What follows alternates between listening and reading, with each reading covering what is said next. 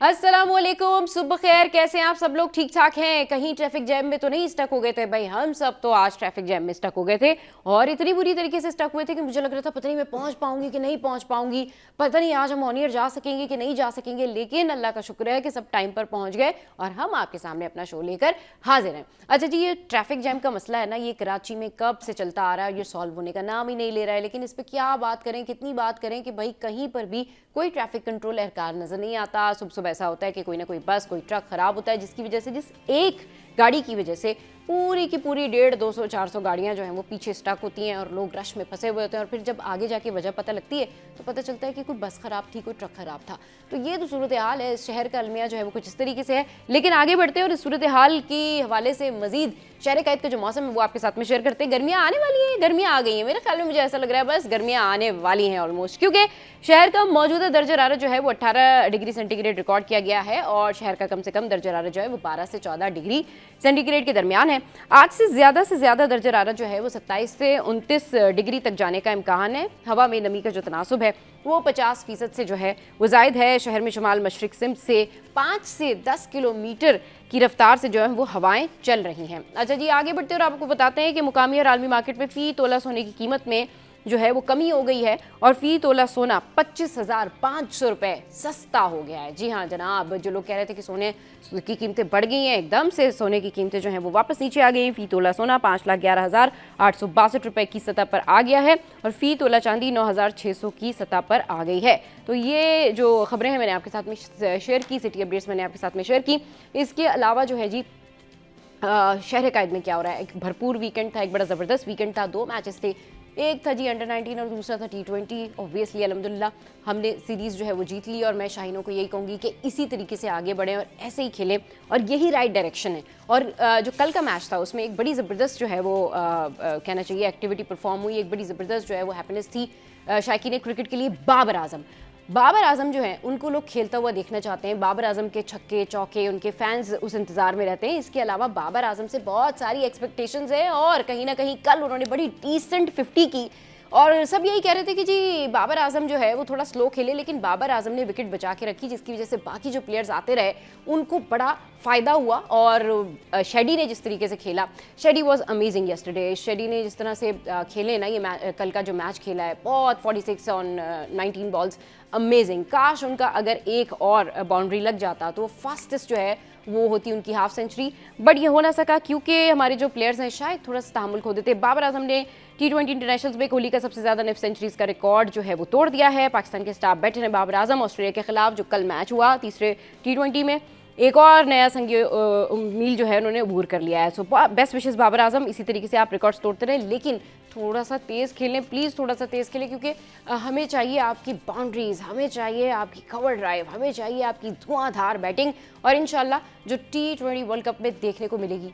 T20 world cup, are we going there? Yes yes yes, हम जा रहे हैं जनाब T20 वर्ल्ड कप में, लेकिन चेयरमैन पीसीबी का मास्टर स्ट्रोक, इंडिया से मैच नहीं खेलेंगे। जी हाँ, अब आईसीसी जो है वो घुटने टेकने पर मजबूर हो गया है और वही जिसके बारे में इंडिया बात कर रहा था, जी हाँ जय शाह, और बीसीसीआई जिस बारे में बात कर रहा था वही हुआ। और कल से हम लोग अपने व्लॉग्स में, कल से हम लोग जहाँ बात कर रहे हैं यही बात कर रहे हैं कि जी आईसीसी ने अब घुटने टेक दिए हैं। चेयरमैन पीसीबी का मास्टर स्ट्रोक, वर्ल्ड कप में शिरकत मगर भारत के खिलाफ मैच नहीं खेलने का फैसला। अच्छा जी, पीसीबी ने यह मौक़िफ़ उस वक्त इख्तियार किया है जब माजी में भारतीय क्रिकेट बोर्ड बीसीसीआई ने मुख्तलिफ मौक़ों पर पाकिस्तान के साथ क्रिकेट ताल्लुकात महदूद रखे और 22वीं सीरीज़ खेलने से इनकार किया। पीसीबी का कहना है कि एक तरफा फैसले और दोहरा मयार अब काबिल कबूल नहीं है। क्रिकेट माहिरीन के मुताबिक पाकिस्तान के इस फैसले से आईसीसी और बीसीसीआई को भारी माली नुकसान का सामना करना पड़ सकता है, क्योंकि पाक भारत मैच को आलमी सतह पर सबसे ज़्यादा देखे जाने वाले मुकाबलों में शुमार किया जाता है, जिससे ब्रॉडकास्टिंग और स्पॉन्सरशिप की मद में खतीर रकम हासिल होती है। और अब पाकिस्तान का जो फैसला है वो एक बड़ा जुर्रतमंदाना फैसला है और पीसीबी के जो चेयरमैन हैं उन्होंने एक बड़ा और जुर्रतमंदाना फैसला करते हुए वाजे कर दिया है कि Pakistan team ICC world cup में तो शिरकत करेगी, ताहम भारत के खिलाफ मैच नहीं खेला जाएगा। इस फैसले को क्रिकेट हलकों में एक मास्टर स्ट्रोक करार दिया जा रहा है और एक के बाद एक भारत को झटका, एक के बाद एक आईसीसी को झटका। अब जो आईसीसी का रद्द-ए-अमल आया है इसके ऊपर उन्होंने बता तो दिया जी, पाकिस्तान ने ये कहा है और इन कंडीशंस पर पाकिस्तान जो है वो मैचेस खेलेगा। लेकिन अगर ये बाहिमी सीरीज होती तो कुछ इस तरीके से बेहतर हो जाता, लेकिन पाकिस्तान जो है अपनी कंडीशंस पर ये मैचेस खेलेगा। मैं डे 1 से ये बात कर रही थी कि पाकिस्तान ये मैचेस अपनी कंडीशंस पर खेलेगा और ये हमारे इख्तियार में है कि हम भारत के साथ मैच खेलें या ना खेलें। चलिए जी, ज़बरदस्त खबरें आ रही है क्रिकेट वर्ल्ड से। अल्लाह करे, let's hope for the best. आने वाले मैचेस जो हैं वो भी इसी तरीके से जो हैं सुपर्ब जाएं, वो भी इसी तरीके से जो है वो उसमें बाबर आजम की हाफ सेंचुरी नहीं सेंचुरी देखने को मिले। तो बहुत सारी दुआएं पाकिस्तान टीम के लिए, ऐसी दुआएं करते रहें और हमारे शाहीन अगर ऐसे ही खेलते रहेंगे, स्पिन का जादू ऐसी जगाते रहेंगे तो डेफिनेटली उनको कोई रोक नहीं सकता। शो में यह वक्त एक ब्रेक का, ब्रेक के बाद वापस आएंगे, करेंगे ढेर सारी बातें। Welcome back. तो भाई सितारे क्या कहते हैं, सितारों की चाल क्या है और मुल्क में क्या कुछ होने वाला है, बड़े बड़े स्टार्स क्या करेंगे, सियासतदानों में कौन जो है वो सबसे ज़्यादा किसको शोहरत मिलेगी, और इसके अलावा पाकिस्तान के लिए क्या हो रहा है, मजीद जिनके अपने अपने इंडिविजुअल स्टार्स हैं वो क्या कर रहे हैं, इन सारी चीज़ों पर बात करने के लिए हमें ज्वाइन किया सारा काज़मी जो कि एस्ट्रोलॉजर हैं और अपने काम की बहुत एक्सपर्ट हैं। इनको शो में वेलकम करते हैं। अस्सलाम वालेकुम, वेलकम टू द शो सारा, good morning. Welcome and thank you so much for having me. Assalamualaikum. जी, वी आर वेरी वेलकम। अच्छा जी, ये बताएं कि क्या होने वाला है। जो बड़े बड़े हमारे स्टार्स हैं जस्ट लाइक बाबर आजम हो गए, मायरा खान हो गई, इसके अलावा फवाद खान हो गए, इसके अलावा फहद मुस्तफ़ा हो गए, मतलब जो भी हमारे बड़े बड़े स्टार्स हैं उनके साथ क्या होने वाला है, इस साल में कितनी शोहरत मिलेगी, क्या क्या होगा उनके साथ, कौन कौन सी मूवीज़ हिट होने वाली हैं, एक मुहतात अंदाजे के मुताबिक आप जो है इनके बारे में क्या प्रेडिक्शन करेंगे? अच्छा, सबसे पहले अगर हम बाबर आजम की बात करें तो सिंस लाइक लास्ट 2-3 इयर्स से मैं बोलती जा रही थी कि इनका जब when he was in teenage एक इनका एक प्लैनेटरी पीरियड शुरू हुआ था Jupiter, which is lasted almost 15 years for him, मगर अब उसका टेल एंड आ चुका है। तो we are seeing that he is struggling right now in his games and everything. तो ये जरा थोड़ा सा इनके लिए अनफेवरेबल पीरियड रहेगा, नेक्स्ट ईयर तक ये चलता जाएगा। आई होपफुली कि ये अपनी पोजीशन रिटेन कर सके टीम में, मगर थोड़ा सा कॉम्प्लिकेटेड सिचुएशन इनके लिए रहेगा।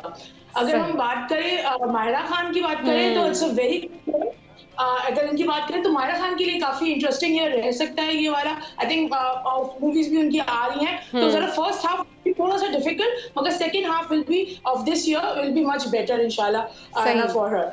अच्छा, फवाद की बात करें, फवाद खान की बात करें तो वो जरा थोड़ा सा भी है ना, इनका जरा थोड़ा सा इस साल का जो मैच एनर्जीज मैच नहीं कर रही हैं इनका, जरा जो नंबर्स होते हैं न्यूमरोलॉजी की एस्ट्रोलॉजी अगर बात करें तो वो जरा थोड़ा मिसमैच नजर आते हैं। तो ही will be doing his work but इतना ज्यादा उनको हाइप नहीं क्रिएट होगी उनके लिए जितना जैसे प्रीवियस ईयर्स में हम देखते आए हैं। तो just he need to be careful just this year and next year से फिर he will be back on track. तो ये सारी चीजें। और फहद मुस्तफ़ा फहद मुस्तफा अगेन उनका भी ये साल काफी अच्छा रहेगा। The first half will be better, the second half will be थोड़ा struggling but a very good energy in coming months. I think इनकी मूवी भी आ रही है, यस, विद मायरा खान। जी, तो वो उनका लिए काफी अच्छा रहेगा।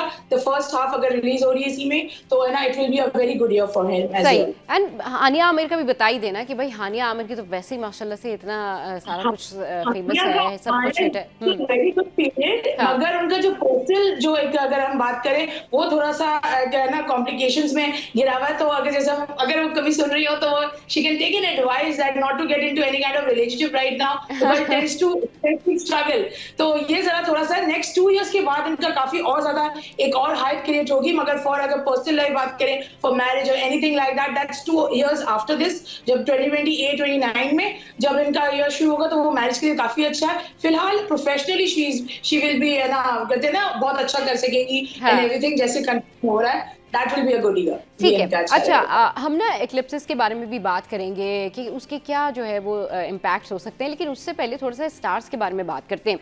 तो हम स्टार्ट करते हैं, आपका फेवरेट स्टार क्या है, आप उसके बारे में बताएं और फिर मैं आपसे पूछूंगी कि वर्गोस जो है उनकी ज़िंदगी में क्या चल रहा है और फिर 1 बाय 1 करके सबको जो है वो जनरली हम डिस्कस करेंगे कि किस स्टार की ज़िंदगी में क्या कुछ होने वाला है और क्या प्रेडिक्शंस हैं आपकी उसके लिए।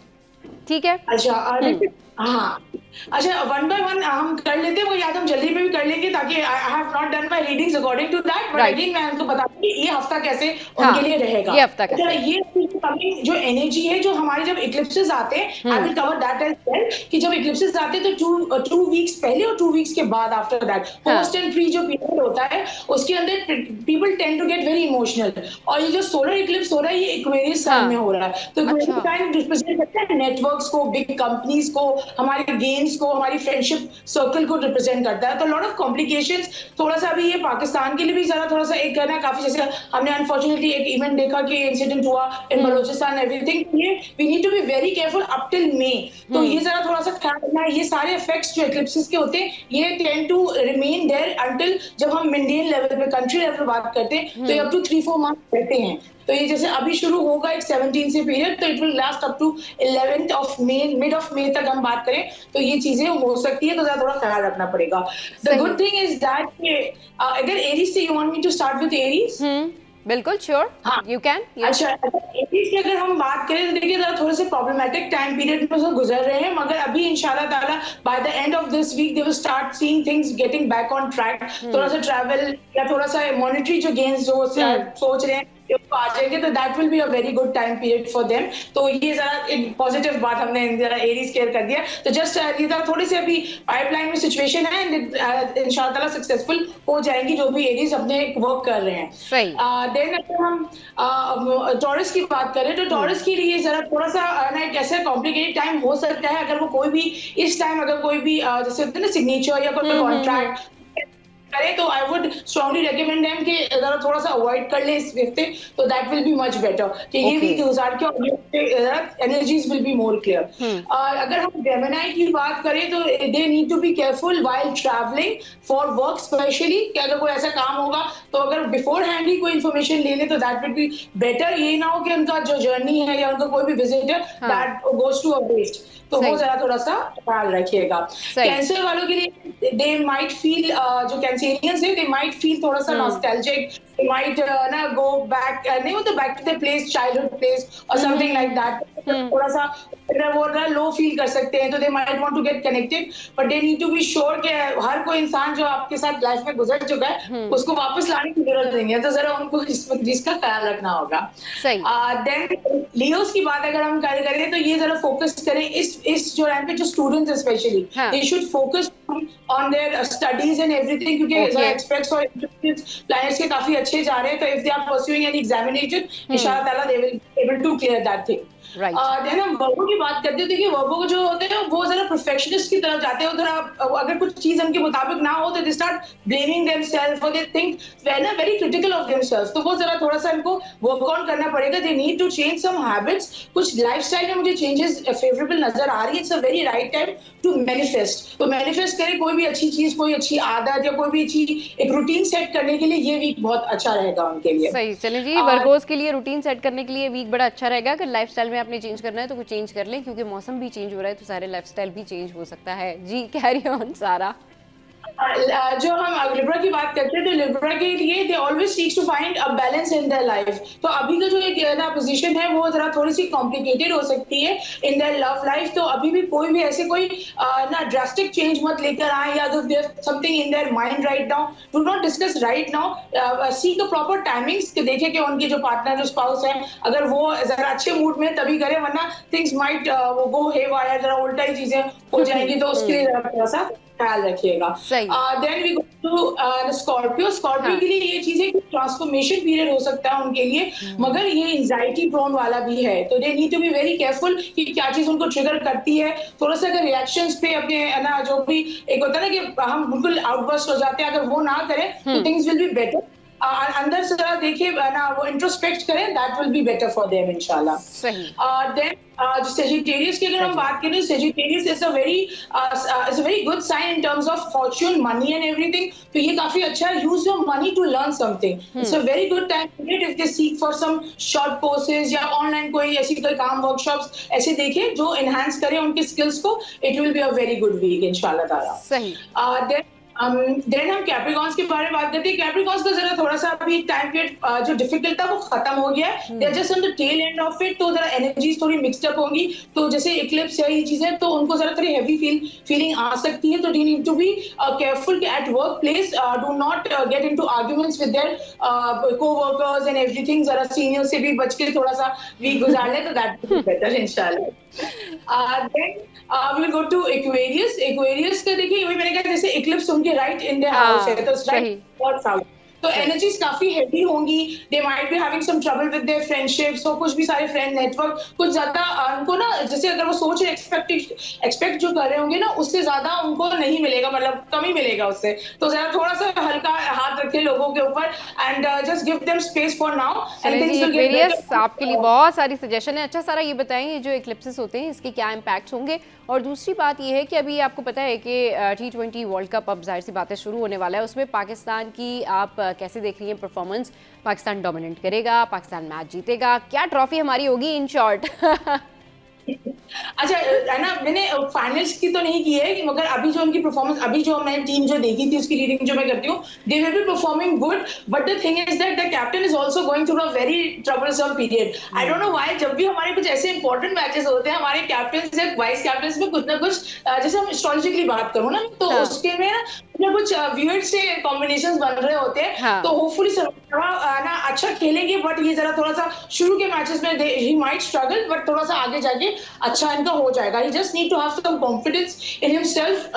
ये जो टीम का है हमारा सारे जो हाँ उनका पूरा टीम वर्क होता है, तो उसमें करें तो they will be doing good. Finally मैंने जीतने की नहीं की है रीडिंग, तो इंशाल्लाह ताला नेक्स्ट टाइम जब व्हेन वी विल करीब एंड टू दैट टूर्नामेंट, जब हम ट्रॉफी के उस पे करीब होंगे, तो इंशाल्लाह I will be doing that readings. सही। But for now they are good, but again Salman Agha really need to buckle up and have some confidence in him and his team.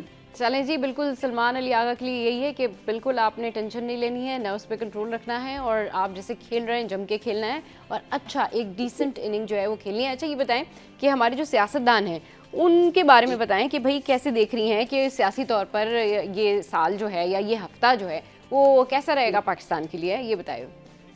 अच्छा, साल की अगर बात करें, I do my readings in a magazine, तो मैंने वहां पे साल के इसमें दिसंबर में ही ये सब चीजें कर दी थी, and other shows as well. मैंने कहा था कि एक फीमेल जैसे पॉलिटिशियन ना बहुत प्रोमिनेंट होंगी, and we are seeing that appreciation ना Maryam Nawaz is getting and everything, जो भी सारी चीजें ये काफी हाईलाइट साल रहेगा इनके लिए, because for all the female politicians if they want to, if you see कि हमने बहुत सारे जो भी बिल्स आए हैं अगर असेंबली में, तो वो भी फीमेल ओरिएंटेड हैं वो चीजें, तो ये सारी फीमेल ओरिएंटेड एनर्जी काफी ज्यादा रहेगी, and politicians will be playing a very important role who are female. तो ये भी एक चीज है, मगर बहुत ज्यादा ख्याल रखना है फ्रॉम 23rd of Feb से specially till mid of June तक, क्योंकि ये ज्यादा कॉम्प्लिकेटेड सिचुएशन है बॉर्डर्स पे, टेररिज्म को खुदा खास्ता ये चीजें, तो they need to be very careful from all type, सारे हमारे जो बॉर्डर्स हैं उसको ख्याल रखना पड़ेगा, क्योंकि ये चीजें इंसिडेंट्स काफी हाइप अप हो सकती हैं, और even all the political parties who are planning जो भी अपनी चीजें हैं वो देखभाल के करें, खुदा खास्ता कोई चीजें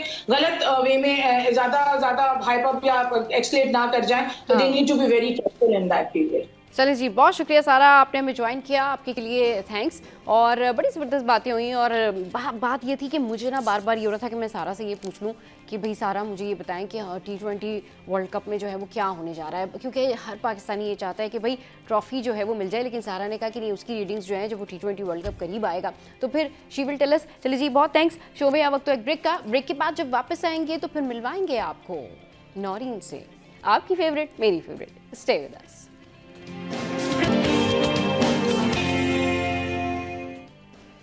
वेलकम बैक। अच्छा जनाब, कुछ बात करते हैं हम कि स्किन केयर कैसे करनी चाहिए। लेकिन स्किन केयर तो करनी चाहिए, स्किन का ख्याल रखना चाहिए, लेकिन ऐसा क्या नहीं करना चाहिए कि स्किन आपकी डैमेज हो जाए।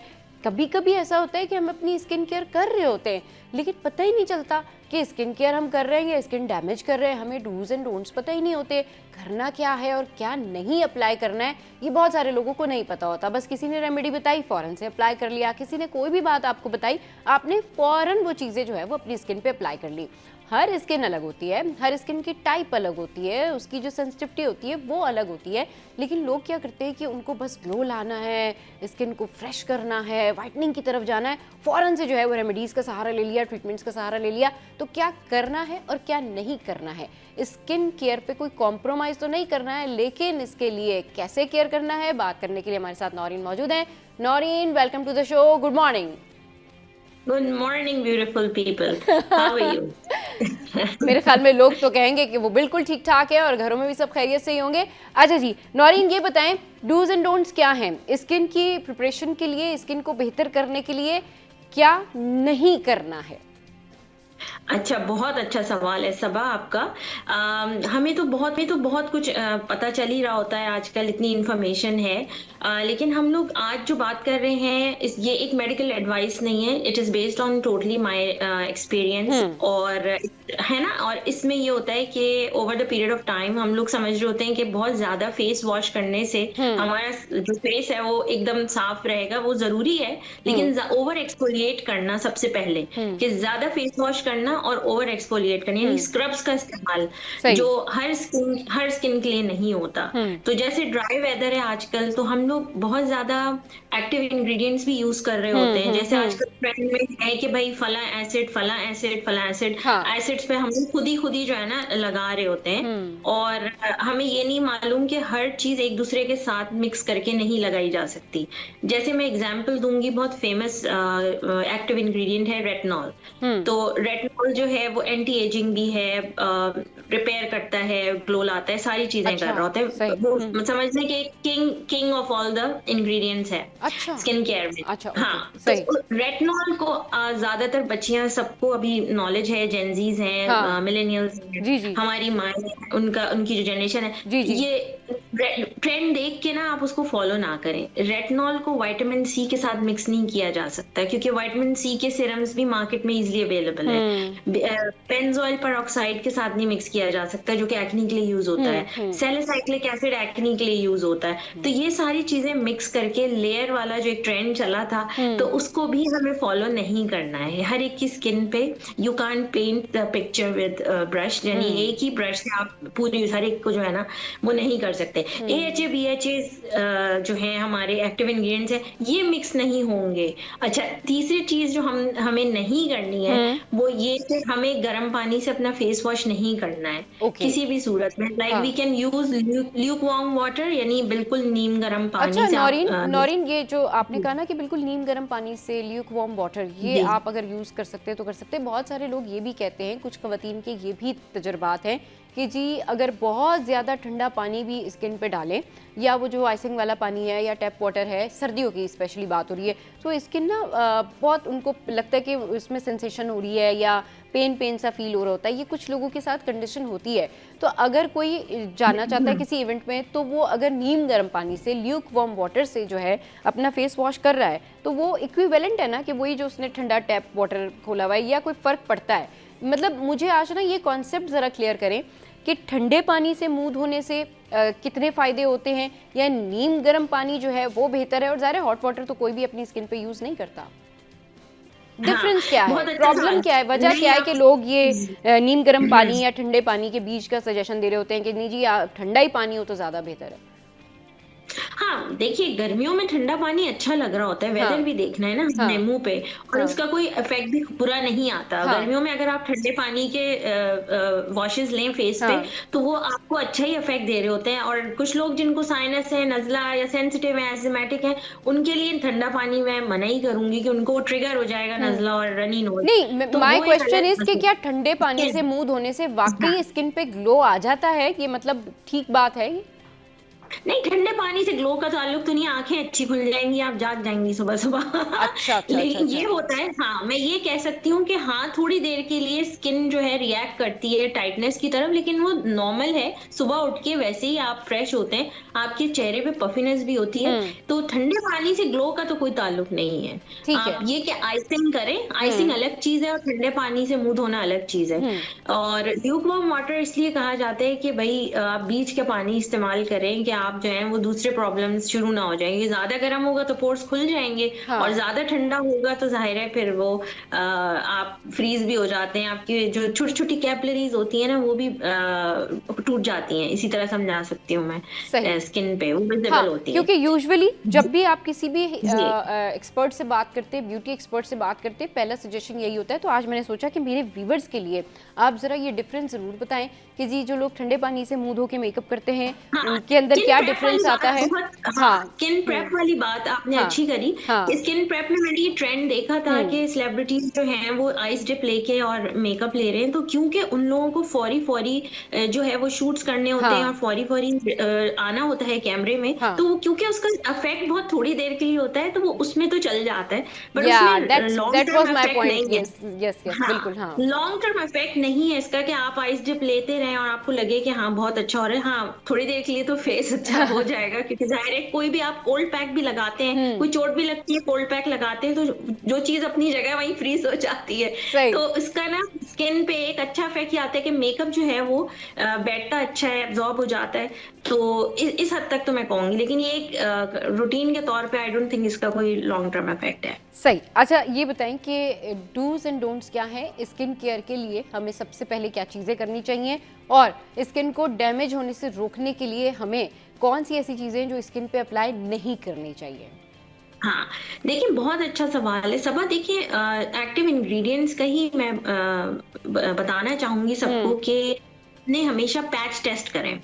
देखिए पैच टेस्ट क्या होता है कि अपनी स्किन पे पहले लगा के देखें। सबसे आइडियल लोकेशन तो आपकी बैक होती है, लेकिन अगर आप अपनी बैक पे नहीं कर सकते पैच टेस्ट तो inside of your elbow, inside of your elbow जो होता है इस हाँ। जगह पे आप प्रोडक्ट को पहले एक्टिव, जो भी प्रोडक्ट आप लगा रहे हैं हाँ। उसको लगा के थोड़ी देर 24 आवर्स छोड़ दें, ठीक। और फिर देखिए उससे कोई रिएक्शन तो नहीं आ रहा है, आपको सूट भी कर रही है ये। नहीं तो ये भी होता है कि एक बहन को सूट कर रही है, दूसरी बहन की स्किन पे वो चीज नहीं सूट कर रही, क्योंकि दोनों की अलग अलग स्किन है, अलग अलग बॉडीज रिएक्ट कर रही हैं। तो एक तो ये कि हर चीज को ब्लाइंडली फॉलो ना करें कि ये केमिकल आजकल बड़ा चल रहा है, बड़ा अच्छा रिजल्ट आ रहा है, हमने बगैर पैच टेस्ट के कर लेना है मुंह पे। तो पैच हर टेस्ट चीज का को ख्याल ब्लाइंडली फॉलो करना, हर ट्रेंड को फॉलो करना कितना हार्मफुल हो सकता है, इस बारे में करेंगे बात। बिल्कुल। नौरीन, आप हमारे साथ रहिए। यहाँ पर वक्त तो एक ब्रेक के बाद वापस आएंगे तो फिर ये जो ट्रीटमेंट्स होते हैं जिसमें बहुत चीज़ें होती है, जैसे लाइक केमिकल शामिल है या हैवी ट्रीटमेंट्स है या फिर बहुत ज़्यादा जो है उसमें निडल्स का इस्तेमाल है सुपरफिशली जो आपके फेस के ऊपर किया जाता है, उसका क्या साइड इफेक्ट होता है, उसका क्या इम्पैक्ट होता है, क्या हर ट्रीटमेंट हर एक के लिए है, क्या ट्रेंड्स को फॉलो करना स्किन से रिलेटेड आपकी स्किन को मजीद जो है वो हेल्दी कर देता है या उससे नुकसानात होते हैं, इसके लॉन्ग टर्म क्या साइड इफेक्ट्स है, इस पर बात करेंगे एक छोटी सी ब्रेक के बाद।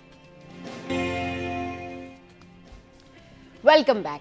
अच्छा जनाब, हम बात करें डूज एंड डोंट्स की कि जो हमारी जो केमिकल पील ऑफ है या जो बहुत सारे केमिकल्स यूज़ करते हुए अपनी स्किन को बेहतर करने के लिए उसके क्या इम्पैक्ट्स होते हैं। नौरीन बताइए कि हर ट्रेंड तो हर किसी के लिए नहीं होता, फिर लोग हर कुछ अपने चेहरे के लिए हर कोई ट्रीटमेंट अपने हिसाब से क्यों करा लेते हैं, फिर उसके बाद आप देखिए कितना साइड इफेक्ट होता है। बिल्कुल, इसीलिए तो हम लोग ये प्रोग्राम्स करते हैं कि हम लोग ये रिमाइंडर्स करें, और इसमें ये कि बाज़ औक़ात आपको पूरी नॉलेज होते हुए भी आप वो गलती कर बैठते हैं क्योंकि रिमाइंडर्स नहीं मिलते हमें। कोई आपकी फैमिली में डिस्कशंस हों, इसी तरह टीवी पे शोज़ हों, तो हमें अच्छी-अच्छी बातें पता चलती रहें और हम लोग उसको ज़हन में रख के अपनी लाइफ आगे लेके चलें। स्पेशली स्किन रेजीम, आपके दांत, आपकी overall body, overall health, hairs and everything. तो आज आपने जो बात करी ना उसमें मैं एक चीज और ऐड करूंगी सबा, कि हम लोग जिसके भी एक्ने होती है तो उनको आदत हो जाती है उसको हाथ लगाने की, उसको पिक करने की। So we never have to pop और we never have to pick our acne, कि उसको हमने कभी जो है ना प्रेस करके उसको तोड़ना नहीं है, क्योंकि उसके अपने एक मसाइल, फिर लंबी चेन शुरू हो जाती है स्कार्स की। तो एक ये ख्याल रखना है, ये जहन में रखना है, अपनी स्किन के साथ हमने छेड़छाड़ ज्यादा भी नहीं करनी है, और एस्थेटिक प्रैक्टिशनर के पास जाना है या डर्मेटोलॉजिस्ट के पास जाना है, एक क्वालिफाइड क्लिनिक के अंदर जाना है और अपनी एडवाइसेस लेनी है और अपने ट्रीटमेंट्स लेने, और कोई भी प्रोडक्ट लगानी है तो पूछ के रिसर्च करके बगैर प्रिस्क्रिप्शन के शुरू नहीं हो जाना है। क्यों? क्योंकि हमने अपने स्किन बैरियर को प्रोटेक्ट करना है। जो आपको एक नेचुरली डिफेंस सिस्टम मौजूद है आपकी स्किन पे, हमने उसको प्रिजर्व रखना है। बेसिकली हमारा गोल ये है कि जो भी हम एक्टिव इंग्रेडिएंट लगाएं उससे हमारी नेचुरल जो डिफेंस है वो खराब ना हो। वो बैरियर खराब ना हो जाए। और वो बैरियर कैसे प्रोटेक्ट रखते हैं कि आप अपने पिलो को चेंज करें every second to third day, hmm. अपने पिलो कवर चेंज करें और कोशिश करें कि नॉन फ्रिक्शनल यानी जिससे हाँ। रगड़ नहीं लगती, मटेरियल ऐसा हो, सिल्क हो, नरम हो कि उससे आपकी स्किन भी खराब नहीं होती और आपके जो रात को डेड सेल्स बॉडी से झड़ते हैं वो भी आपके दोबारा उसमें से हट जाएंगे। आप फ्रेश लिनन यूज करें। अच्छा, सही। उसके बाद आपने ओवर वॉश नहीं करना, पिक नहीं करनी अपनी एक्नी, एक्टिव इंग्रेडिएंट्स को मिक्स नहीं करना और आपने हर ट्रेंड को ब्लाइंडली फॉलो नहीं करना। ये मेरी एक डोंट की ना बहुत बेसिक सी तरकीब है कि आप अपने बैरियर को प्रिजर्व रख सकते हैं जो कि आपकी स्किन को खुद ही प्रोटेक्ट कर रहा होता है। और आपने साफ रखना है अपनी स्किन को और हाँ। महीने में एक अच्छे एस्थेटिक क्लिनिक की विजिट करें। हाँ। और हमारे पास भी आ सकते हैं, डिम्योर क्लिनिक शरफाबाद पे, बिल्कुल चक्कर लगाइए। सही। और जो व्यूअर्स ये शो देख रहे हैं उनके लिए एक ऑफर भी है। तो सही। ये मेरे डोंट्स थे आज के। और पैच टेस्ट का भी मैंने आपको बताया कि पैच टेस्ट किए बगैर कोई प्रोडक्ट यूज ना करें। अच्छा, मुझे ना आपसे बिल्कुल स्किन केयर हैक जानना है कि जो ब्यूटी हैक्स होते हैं ना, उसमें अब आपको बिल्कुल सडन पता चला है कि भाई आपने कहीं जाना है, कोई इनविटेशन आया है और आपका प्लान नहीं था, अब स्किन आपकी बहुत ड्राई हो रही है, डल हो रही है, लेथार्जिक फील कर रहे हैं आप, तो सडन क्या ऐसा ब्यूटी हैक होता है या सडन ऐसा क्या तरीका होता है कि आप स्किन प्रेप करें और उसको फौरन मेकअप के लिए रेडी करें और उसके बाद वो स्किन जो है वो ग्लो भी आए, खूबसूरत भी लगे, प्यारी भी लगे और आप पता ही ना चले कि भाई आपने स्किन जो है वो अपनी उसकी प्रेप अब की है। तो क्योंकि जब भी किसी ने कहीं जाना होता है उससे पहले वो बहुत सारे प्रोसीजर्स करा रहे होते हैं, फेशियल्स ले रहे होते हैं, स्किन प्रिपरेशन कर रहे होते हैं, लेकिन अगर सडन कहीं जाना है तो स्किन प्रेप कैसे होगी? सबा बेसिकली तो अब हर एक की स्किन की कंडीशन भी अलग होती है। और हाँ। आपने कहा कोई ऑन द गो है आप, तो हाँ। आप सबके पास ही आजकल हाइलुरोनिक एसिड घर में मौजूद होता है। हाइलुरोनिक एसिड जो है HAB कहलाता है, हाँ। सिरम है और वो मुख्तलिफ ब्रांड्स का बहुत अच्छा अवेलेबल है हाँ। पाकिस्तान में। हाँ। तो सबके घरों में होता है। कोशिश करें कि फेस वॉश करके उसको थोड़ी देर मुंह पे लगा के छोड़ दें। तो उससे ये होता है कि आपके जो पोर्स हैं वो बंद भी हो जाते हैं, आपकी हाइड्रेटेड स्किन लगती है और जो मेकअप है वो अच्छे से एब्जॉर्ब हो जाता है। तो आपकी स्किन प्रेप में हाइलुरोनिक एसिड बहुत अच्छा रोल प्ले करता है। अच्छा। And it helps you with your makeup and your makeup बहुत बेस्ड और फिनिश्ड लगता है। सही। तो और जी, अच्छा, अब फर्ज करें किसी के पास नहीं है हाइलुरोनिक एसिड, तो वो क्या करे? मतलब घर में सडन वो क्या चीज़ यूज़ कर सकता है उसके बजाय कि ठीक है जी मुझे बेहतर करनी है अपनी स्किन क्वालिटी? हाँ, घर में आप अपना जैसे आपने ऑन द गो, घर में अगर हाइलुरोनिक एसिड मौजूद नहीं है तो आप फेस वॉश यूज करके आप ओके। हल्का सा, मैं पहले भी बता चुकी हूँ, आप क्यूकम्बर लेके थोड़ा सा मसाज करें। सही। क्यूकम्बर में विटामिन डी होता है। हाँ। और मैंने तो ये किया हुआ था कि मैं क्यूकम्बर को मैश करके मैंने हाँ। उसको फ्रोजन आइस क्यूब्स बना के रखी हुई थी। हाँ। तो कभी कभार like in summers I do this, not all the time, it's not a medical advice, लेकिन व्हाट आई डू कि ये क्यूब्स बना के जो मैं क्यूकम्बर की रखती हूँ उसको मैं कभी कभार फेस पे टैप करके अच्छे से थोड़ी देर के लिए छोड़ दिया तो उससे काफी अच्छा इफेक्ट आ जाता है चेहरे पे। तो ये सही। एक हैक मैं आपको आज दे सकती हूँ, क्यूकम्बर की क्यूब्स वाला। सही। क्यूकम्बर के क्यूब्स आप लोगों ने लगाने हैं और ये है ब्यूटी हैक। कहीं जाना है और आपको जल्दी है तो ज़रूर ये अप्लाई करें। नौरीन की ये टिप है और बेस्ट टिप है। अच्छा जी, इसके अलावा ये जो क्यूब्स की बात हुई है ना, तो नौरीन ऐसे बहुत सारे और भी चीज़ें हैं जिनके आप क्यूब्स बना के जो है वो फ्रिज में रख सकते हैं और फिर वो आप अपने फेस पे अप्लाई कर सकते हैं। स्पेशली उसमें एलोवेरा जेल भी है जो आपके ब्यूटी और आपके ग्लो के लिए बहुत ज़्यादा की फैक्टर होता है। तो क्यूकम्बर है, एलोवेरा जेल है, इसके अलावा अगर आपने कोई और भी चीज़ उसके अंदर प्रिजर्व करनी है तो वो भी आप रख सकते हैं। हाँ, अलग अलग चीज़ें जो है वो आप प्रिजर्व कर सकते हैं और आइस क्यूब की सूरत में आप रख सकते हैं और फिर आप उसके ऊपर आइसिंग करें तो आपका चेहरा ग्लो ग्लो ग्लो करेगा। अच्छा, अब जिस तरह से आप बात करती थी ना कि स्किन के लिए डूज एंड डोंट्स पे हमने बात की, ये बताएं कि ऐसे कौन से प्रोसीजर होते हैं जो एक नॉर्मल स्किन पे कराए जा सकते हैं, अपार्ट फ्रॉम दैट कि किसी की स्किन डैमेज नहीं है, किसी को स्कार्स नहीं है, किसी को जो है बहुत ज़्यादा खड्डे वाली स्किन नहीं है, किसी की स्किन पे ऐसा कोई इशू नहीं है जिसकी वजह से उसको बहुत हैवी प्रोसीजर लेना पड़े। तो अगर कोई एस्थेटिक्स के पास जाता है और वो एक नॉर्मल और अच्छी हेल्दी स्किन लेके जाती है खातून और वो कहती है जी मुझे स्किन केयर के लिए, मुझे अपनी स्किन की मज़ीद क्वालिटी बेहतर करने के लिए एक अच्छा ट्रीटमेंट कराना है, तो what could be that treatment? Very good question Saba, that's definitely hydra facial.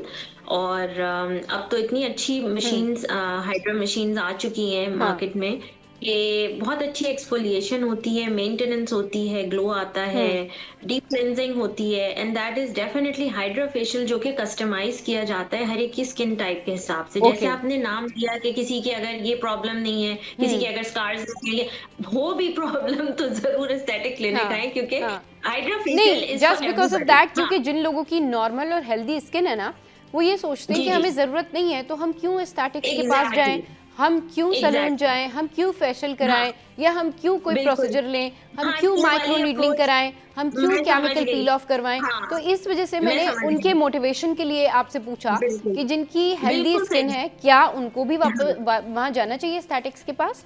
बिल्कुल, हम्म बिल्कुल आपने सही कहा, क्योंकि जो वेदर है और यहाँ का जो अगर स्ट्रेस हाँ लेवल कह लें हर एक का अलग होता है, ज़्यादा अरसे चलती नहीं है स्किन बगैर मेंटेनेंस के, हाँ ये हाँ तो मैं बता दूँ। ज़्यादा अरसे अगर कोई फ्लेक्स कर रहा है कि मेरी स्किन बहुत अच्छी, मैं कुछ भी नहीं करती, हाँ तो वो ज़्यादा अरसे चलेगी नहीं, क्योंकि मेंटेनेंस सबको चाहिए होती है। अच्छा सन डैमेज सबका हो रहा होता है, हाँ घर में बैठे-बैठे भी सन डैमेज हो ही रहा है। घर में बैठे-बैठे आपका फ़ोन से जो ब्लू लाइट, टीवी से, इधर-उधर से जो रेज़ हाँ आती हैं, वो फोटो एजिंग करती हैं। बिल्कुल आपकी जो स्किन है ना, वो एज तो हो रही है टाइम के साथ, तो मेंटेनेंस तो सबको चाहिए। हाँ और उनको मैं मोटिवेट इसी तरह करूँगी कि आप ये सोच कर आएँ कि आप अपने हुँ, ऊपर इन्वेस्ट करें। जिस तरह से आप गाड़ी की सर्विस कराते हैं, इस तरह से आपके चेहरे को भी एक सर्विस की ज़रूरत है, व्हिच इज़ हाइड्रा फेशियल। सही। Hydra facial is best for all skin type और नॉर्मल स्किन के लिए बहुत बेहतर है, ये बहुत अच्छी बात आपने बताई। अच्छा, अब क्योंकि ये हाइड्रा फेशियल हो गया, अब क्लींजिंग अगर किसी ने करानी है और वो नहीं चाहता या नहीं चाहती कि भई जाऊँ मैं सैलून टाइम ज़ाया करूँ, घर में क्लींजिंग कैसे की जा सकती है?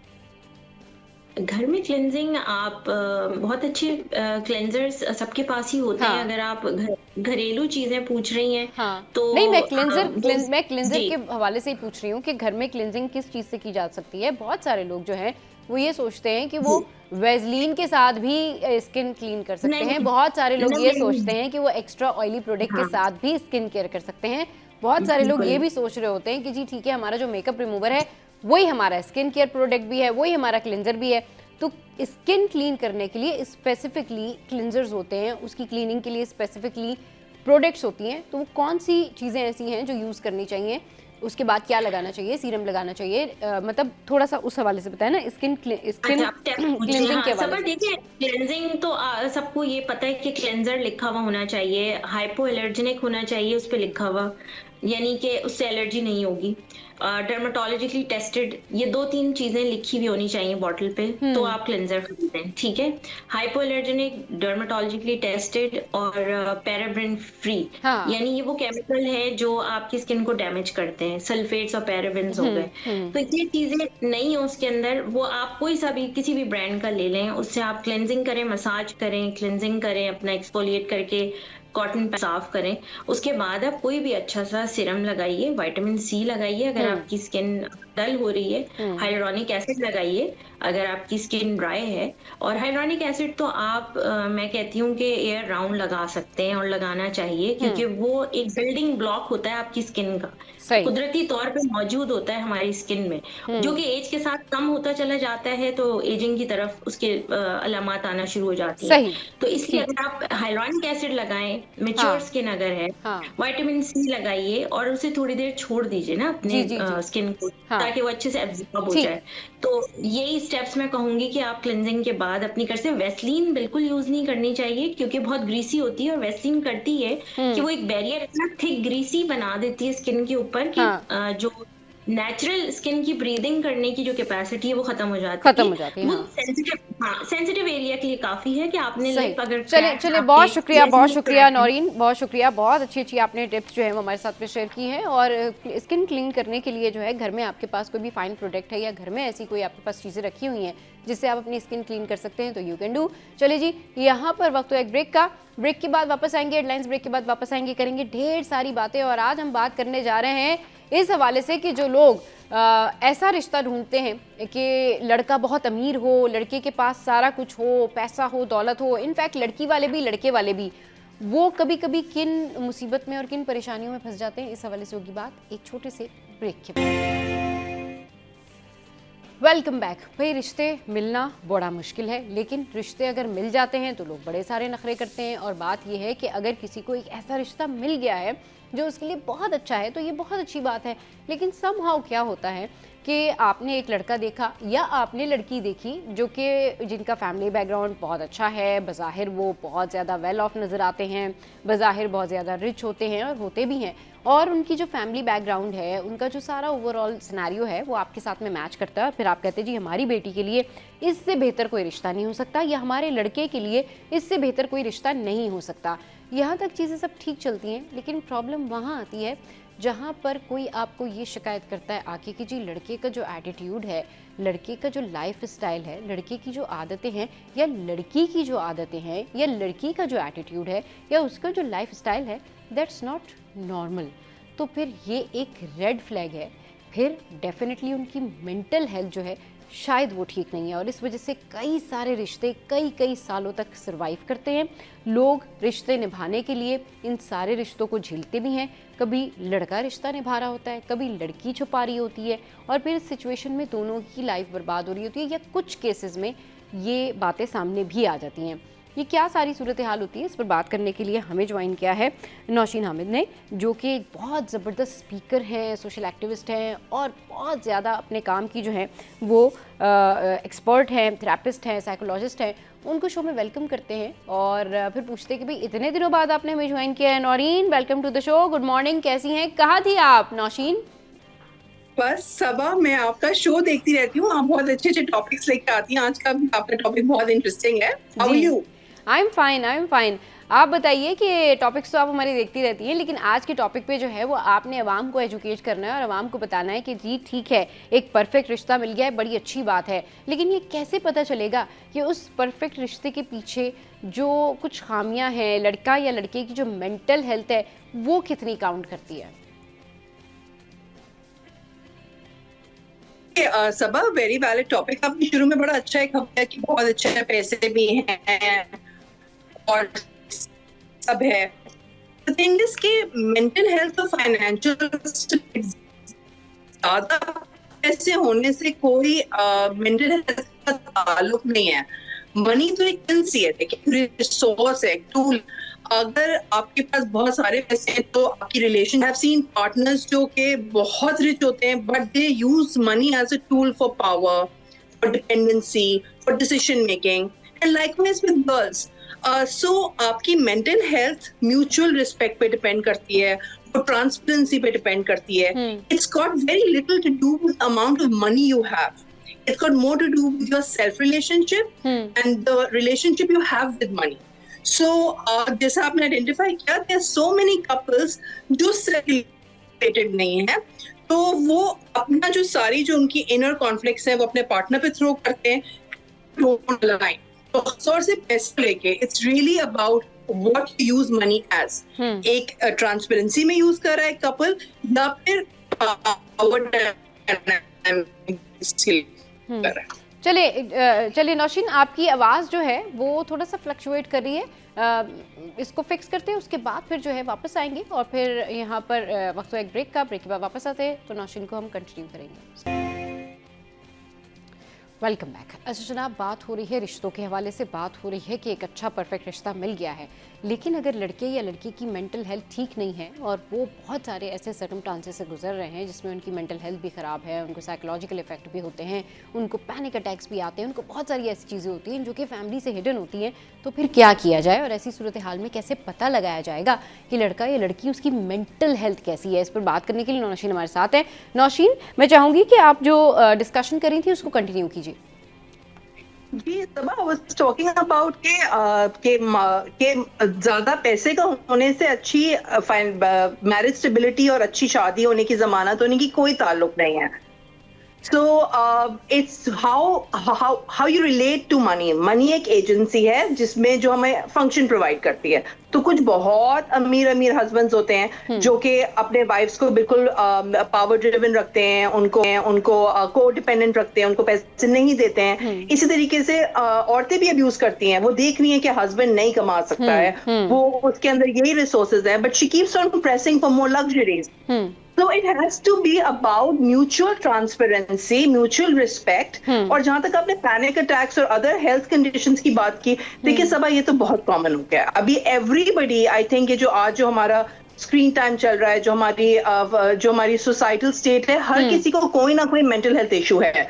तो I feel couples should address it together. इसको पहले से पता लगाने का तो कोई तरीका नहीं है अनलेस आप फैमिली को जानते हैं, आपके साथ में ट्रैवल किया हुआ है, रहे हुए हैं, एक दूसरे के बारे में पता है। तो God forbid if you landed together in a marriage, unless कोई बहुत अक्यूट चीज है, जैसे किसी को शिज़ोफ्रेनिया है, जैसे किसी को कोई बहुत बुरी बीमारी है, तो ठीक है, तो फिर आप उसको एड्रेस कर सकते हैं। लेकिन एंजाइटी, डिप्रेशन, लाइट और मेंटल हेल्थ इश्यूज, ये तो पार्टनर्स को म्यूचुअली एड्रेस करना चाहिए और आपस में, क्योंकि देखिए मेंटल हेल्थ कभी भी आइसोलेशन में ट्रीट नहीं हो सकती, हमेशा दो लोगों के साथ में वो ट्रीट होती है। डिस्कस करेंगे तो ठीक होंगे ना फिर मामला भी आगे। अच्छा, ये तो चले वो हो गए जो बहुत ज्यादा कहना चाहिए कि एक लाइटर इश्यूज हो गए कि एंजाइटी है, डिप्रेशन है, प्रॉब्लम है, स्ट्रेस है, जॉब का स्ट्रेस है या फिर आपको फाइनेंशियल स्ट्रेस है। ये वो स्ट्रेसेस हैं जो कि जाहिर सी बात है, it's a part of life, ये हर घर में होते हैं, सबके साथ होते हैं। लेकिन कुछ ऐसी मेंटल कंडीशंस होती हैं जिसके बारे में पहले भी हम बात कर चुके हैं, जो कि बहुत ज़्यादा डेंजरस होती हैं, बहुत ज़्यादा हार्मफुल होती हैं।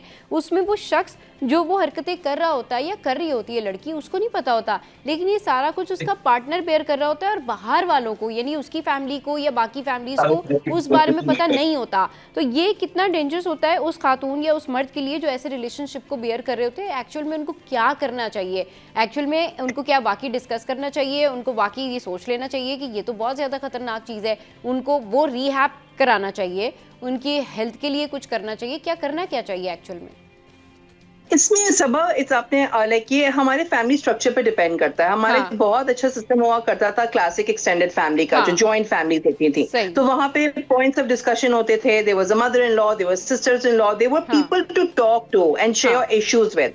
अभी जो हमारे कोहैबिटिंग कपल्स हैं या न्यूक्लियर फैमिली जिसे हम कहते हैं, वहां पे ऑफ कोर्स उनको एक्सटर्नल इंटरवेंशन लेनी पड़ती है। लेकिन जैसे आपने कहा, अगर कोई इशू है, it needs to be addressed. हम इसे इग्नोर नहीं कर सकते, ये होते हैं रेड फ्लैग्स, ये फेटल भी हो सकते हैं। कोई ऐसी मेंटल कंडीशन भी हो सकती है कि लाइक द बॉय और the girl can not regulate themselves and actually comes to like वो सेल्फ हार्म कर रहे हो, वो लाइक, तो it could get fatal and it needs to be addressed.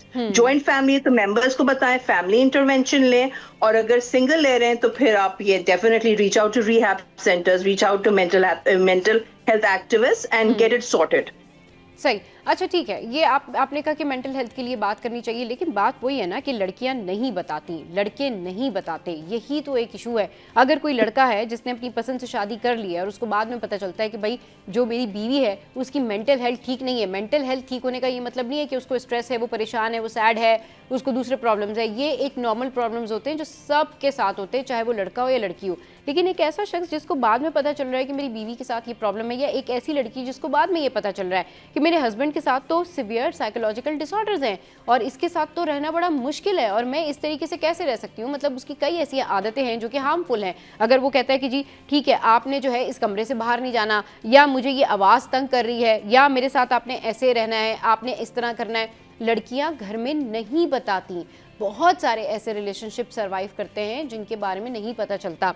ऐसी सूरत हाल में लड़की और लड़का क्या कर सकते हैं, किसको बता सकते हैं?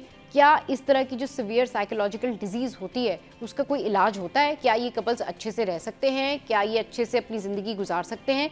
ये ठीक हो सकते हैं? ये अपनी लाइफ में कम बैक कर सकते हैं?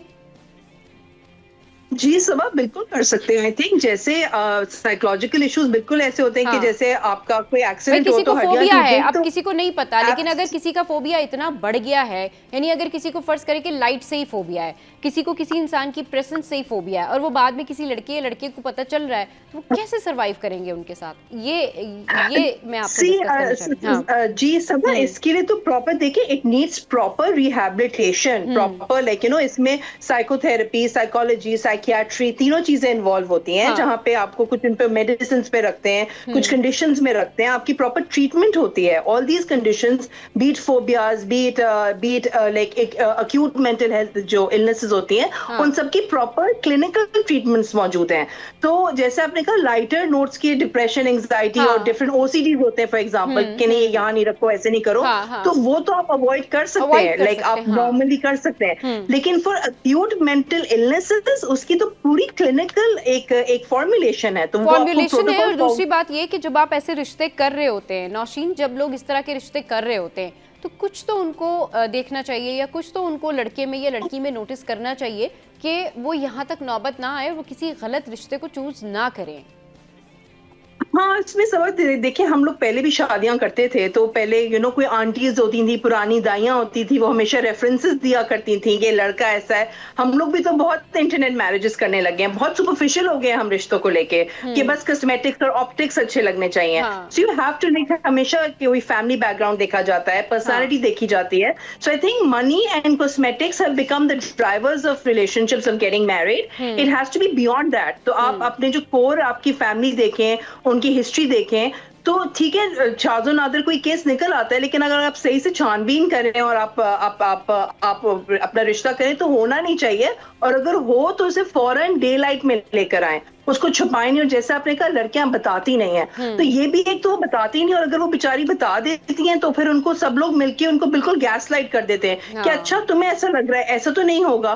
तो like they don't tell, and out of our Asian pressure they also gaslight. वो उनको कहते हैं तुमसे बर्दाश्त नहीं हो रहा होगा, या तुम बेयर नहीं कर रही हो, तुम ज्यादा सोच रही हो, तुम ओवर थिंकिंग कर रही हो, एवरीथिंग विल बी ओके। तो इस तरह के जो स्ट्रेसेस होते हैं वो फैमिली की तरफ से भी आ रहे होते हैं। एब्सोल्युटली। लेकिन आई थिंक इसमें कोई शेम नहीं है, बहुत प्लेटफॉर्म्स है। और I feel even with girls और लाइक वाइस वर्सा, हम हमेशा लाइक यही सिचुएशन लड़कों के साथ भी हो सकती है। बहुत लड़कियों में भी बहुत इश्यूज होते हैं। So it could be social, financial, sexual, domestic, तरह तरह के इश्यूज हैं। तो कुछ भी हो, उसको डे लाइट में लेकर आए, दैट्स इंपॉर्टेंट, और उसको सॉर्ट करें, या तो म्यूचुअल रिस्पेक्ट से या फिर क्लिनिकल फॉर्मुलेशन। सही। अच्छा, जिन लोगों में साइकोलॉजिकल डिसऑर्डर होता है, यूजुअली इसको आइडेंटिफाई करना बड़ा मुश्किल होता है। वो शायद उनकी वो कैरेक्टरिस्टिक्स बाकी लोगों के सामने नहीं आती, लेकिन फिर भी इन जनरल क्या साइन एंड सिम्टम्स होते हैं जिन लोगों के साथ कोई साइकोलॉजिकल डिसऑर्डर हो, उनका मेंटल हेल्थ ठीक ना हो, या फिर इस तरह से उनका जो ओवरऑल जो है, कहना चाहिए ना कि ब्रेन बिल्डिंग है, वो नेगेटिव होती है। तो जज करने का कोई तरीका है? उसकी different, it's very situational Saba. जैसे फॉर एग्जांपल आप when you are socially anxious, अगर आप ज्यादा तन्हाई में रहना चाहते हैं, आप सोशली एंग्शियस हैं, आप एंड लाइक आपको इंटरपर्सनल इश्यूज हैं, आपको अगेन इंटिमेसी इश्यूज हैं, आप सही से इंटिमेट नहीं हो पा रहे हैं। सो बहुत ज्यादा लाइक इंडिकेटर्स हैं जो आपस में पार्टनर्स तो फौरन आइडेंटिफाई कर सकते हैं, तो because they are living together, उनको लाइक उनका स्लीप पैटर्न, उनका सोशल पैटर्न कर लेते हैं। नौशीन, पार्टनर्स तो आइडेंटिफाई कर लेते हैं, जाहिर है जब वो एक साथ रहना शुरू करते हैं तो उन्हें बहुत सारी चीजें पता चलना शुरू हो जाती है। लेकिन जो फैमिलीज हैं, रिश्ता करने से पहले क्या चीज़ें देखें लड़की में भी या लड़के में भी कि साइकोलॉजिकली वो फिट हैं, उनकी मेंटल हेल्थ ठीक है, यानी कि ऐसा तो कोई प्रॉब्लम नहीं है कि बाद में पता चले कि जी उनको तो इस चीज़ से भी एंजाइटी है, उनको यहाँ पर ये पैनिक अटैक आता है, अच्छा जी वो तो अगर छत पर जाएंगे तो ये हो जाता है उनको, अच्छा वो अगर ज़मीन पर खड़े हैं तो उन्हें ये प्रॉब्लम हो जाती है, अच्छा उन्हें ये बात बुरी लगती है। ये नेचर की हद तक तो समझ आती है, लेकिन पैनिक अटैक आना, पैनिक इश्यूज़ करना, या फिर बहुत सारी ऐसी पैटी इश्यूज़ को भी बहुत बड़ा बना देना लोगों के लिए बहुत अजाब बन जाता है। लोग फैमिलीज़ जो है वो डिस्ट्रॉय हो जाती हैं। तो क्या साइन एंड सिम्टम होते हैं जो लड़के में देखे जाएं, लड़की में देखे जाएं जब आप रिश्ता कर रहे होते हैं उससे पहले? Well, to be very honest, सबा आपने बहुत अच्छा कहा कि पेटी इश्यूज को ब्लोट कर देना। आई थिंक हम लोग I mean maybe as a psychotherapist मुझे ये नहीं कहना चाहिए, लेकिन हम इस जनरेशन में रह रहे हैं कि हम हर चीज को नेम करना चाहते हैं कि मुझे इससे भी एंग्जाइटी है, इससे भी एंग्जाइटी, इससे भी एंग्जाइटी है। तो आई फील इमोशनल रेगुलेशन होनी चाहिए हर इंडिविजुअल में, और जिसे हम इंग्लिश में रेजिलियंस बोलते हैं कि हर तरीके के एटमॉस्फेयर में रहना हमें आना चाहिए। तो अनलेस अगेन कोई आपको बायोलॉजिकल प्रॉब्लम है, आपको कोई सिवियर मेंटल डायग्नोज इलनेस है, उसके अलावा आप बस वो आप आई थिंक वो तो आप फैमिली हिस्ट्री से पता कर सकते हैं, आप लाइक एक दूसरे को जान सकते हैं। लेकिन जो माइनर चीजें जो कि आजकल बहुत सारी हो गई हैं, वो आइडेंटिफाई करना सब बहुत मुश्किल है। वो मुश्किल है। रियली एक लाइक मेरे पास एक कपल आता है जहाँ पे wife has severe anger issues, थोड़ी सी बात पे वो चीजें तोड़ने लगती है, उसको गुस्सा आ जाता है। Oh! She is a pretty girl, she is functional, she हाँ, हैज चिल्ड्रन, हाँ। लेकिन बात बात पे वो लैंप उठा के तोड़ देती है because she has anger issues. अब वो उसका एंगर चाइल्डहुड बिल्ट है, वो शी हैज चाइल्डहुड ट्रॉमास जो हाँ। अब प्ले आउट करता है। तो इसको हुँ। आइडेंटिफाई करना बहुत मुश्किल है। तो कुछ चीजें साथ रह के पता लगती हैं और वो रेगुलेटेबल होती हैं। सो सही। Coming back to your question, other than acute illnesses, ये आइडेंटिफाई करना मुश्किल है बिफोर गेटिंग द रिश्ता डन। सही, यानी कि ये बात वही है कि ये एक एक तरह का रिस्क भी होता है और एक तरह का आपका जो है ना वो एक ओवरऑल आपका थॉट प्रोसेस भी होता है। लेकिन फिर भी फैमिलीज़ को ये चाहिए कि जब वो रिश्ता करते हैं तो जिस फैमिली में वो रिश्ता कर रहे हैं, जैसे आपने कहा ना कि चाइल्डहुड ट्रॉमा, तो वो उस फैमिली की हिस्ट्री से ये पता लगा सकते हैं कि इनकी फैमिली में इससे पहले कितने इंसिडेंट हुए हैं। और एक रिसर्च के मुताबिक बहुत सारी फैमिलीज़ में ऐसा होता है कि जब वो कहीं ना कहीं रिश्ता करने जा रहे होते हैं तो उनका फैमिली बैकग्राउंड पता करते हैं। अगर उनके फैमिली बैकग्राउंड में बहुत सारे ट्रॉमा हैं, एक के बाद एक कोई ऐसी चीज़ें हुई हैं, तो उसका इफेक्ट उस लड़की पे ज़रूर होगा, उसका इफेक्ट उस लड़के पे ज़रूर होगा। व्हाट डू यू से नौशीन? I'd say सब डेफिनेटली होता है। और अब बिकॉज देखिए अब हम ज्योग्राफिकली डिस्पर्स्ड हैं, सारे बच्चे बाहर पढ़ने जाते हैं, सिर्फ उनका फैमिली में एक्सपोजर नहीं रहा, they are expose to so much, so very new type, I mean for example one of my clients they have a smell phobia. जो हस्बैंड है he preserves bad smell, he wants to preserve the bad smell of the toilet, bad smell of the socks, उसको बस bad smells अच्छी लगती हैं। तो सोचिए उनकी इंटीमेसी कितनी इंपैक्ट होती होगी, उनकी सेक्सुअल रिलेशंस कितने इंपैक्ट होते होंगे। तो ये अब the wife is very boggled, why does he like bad smells? तो उसकी उसको रूट करना कि कहाँ उसके बैड स्मेल्स का उसको लाइकनेस डेवलप हुई, ये कैसे हुई, इट्स वेरी कॉम्प्लिकेटेड। शायद ये कोई दवाई इसकी कोई दवाई नहीं बनी हुई। So psychological issues are rather complex, जो कि they take a long time to get treated, to get identified. तो कपल्स को ये आइडेंटिफाई कर लेना चाहिए कि ठीक है, मैं इसमें ये इन्वेस्टमेंट करना चाह रही हूँ या चाह रही हूँ कि yes I'll stick by him and he will commit to get treatment, so stick together. लेकिन of course it's a complicated process, it's not like very black and white. सही, बहुत शुक्रिया नौशीन, आप हमारे साथ मौजूद थी और बहुत ज़बरदस्त आज आपने बातें की हैं। और बात वही है कि अगर किसी का जो पार्टनर है, हस्बैंड वाइफ है, और उनके दरमियान कोई साइकोलॉजिकल उनको इफेक्ट बाद में पता चलते हैं कि जी लड़का जो है उसके साथ तो बहुत प्रॉब्लम है, लड़की के साथ बहुत प्रॉब्लम है, फिर उसके बाद उसने ये डिसाइड करना होता है कि मैंने इसके साथ रहना है या नहीं रहना। और फिर उसके बाद फिर जो एक कॉम्प्लिकेटेड ट्रीटमेंट या सिचुएशन स्टार्ट होती है, उसमें एक बंदा या एक पार्टनर जो है वो सर्वाइव कर रहा होता है और ये लोगों के लिए बहुत कॉम्प्लेक्स सिचुएशन होती है। इससे बेहतर ये है, इससे बचने के लिए जब आप रिश्ते करते हैं तो उससे पहले लोगों की ना बैकग्राउंड हिस्ट्री और लोगों की मेडिकल हिस्ट्री अगर कोई देने को तैयार हो तो ज़रूर ले लिया करें। ऐसी फैमिलीज़ जिसमें बहुत ज़्यादा ट्रॉमास होते हैं, ऐसी फैमिलीज़ जिसमें बहुत सारे लोग आपको लड़ते हुए या बहुत सारे लोग आपको झगड़ते हुए नज़र आते हैं, तो वहाँ पर ज़रूर कहीं ना कहीं ट्रॉमा होता है।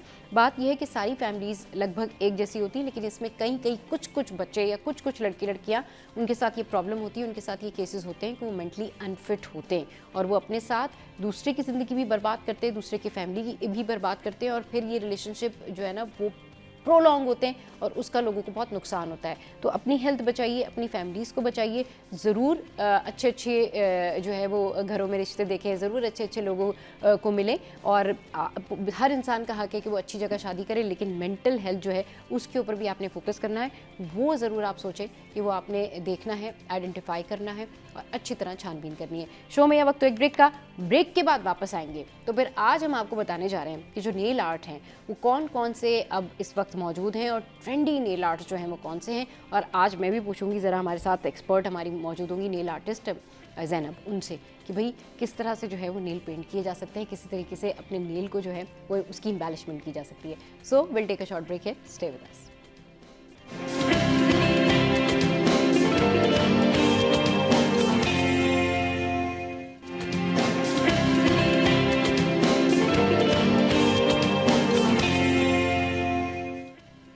Welcome back. भाई स्किन केयर की बात हो गई तो बहुत सारी ऐसी चीज़ें होती हैं जो कि आपकी पर्सनालिटी को इन्हेंस करती हैं। सिर्फ ऐसा नहीं होता कि आपका चेहरा ग्लो करे, आपने कपड़े अच्छे पहने हो, आपके नेल्स जो हैं वो भी आपकी पर्सनालिटी में बहुत ज़्यादा अहम किरदार अदा करते हैं। आप लोगों से मिलते हैं, आपने बेंगल्स पहनी होती हैं, आपके नेल्स बहुत प्यारे प्यारे लग रहे होते हैं और आजकल कौन सा जो नेल आर्ट है वो ट्रेंड में है, ट्रेंडी स्टाइल क्या है, किस तरह का काम हो रहा है इस फील्ड में, इस पर बात करने के लिए नेल आर्टिस्ट जो हैं ज़ैनब अरशद वो हमारे साथ मौजूद हैं। उनको शो में वेलकम करते हैं। अस्सलाम वालेकुम ज़ैनब, गुड मॉर्निंग, कैसी हैं आप?